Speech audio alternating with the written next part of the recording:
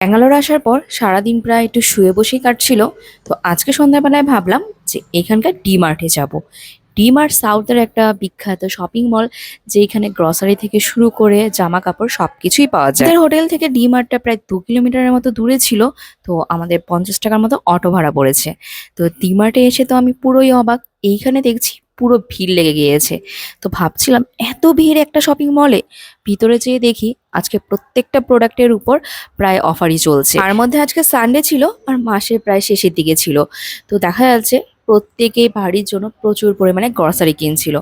আমরাও এখান থেকে টুকটাক কিছু কিনে নিলাম। এখানে এসে দেখতে পারলাম ডি-মার্টের নিজস্ব কিছু প্রোডাক্ট আছে, গ্রসারি প্রোডাক্ট।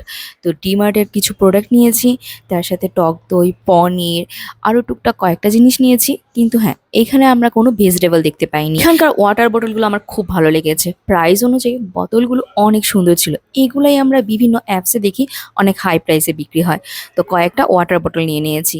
আর সাউথের দিকে কিন্তু স্টিলের জিনিস বিখ্যাত, কিন্তু সব থেকে ভালো স্টিলের জিনিস কিন্তু চেন্নাইতে পাওয়া যায়।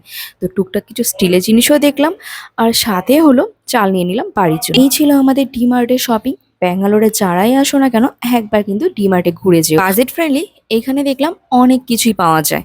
তো চলো ভিডিওটা শেষ করি।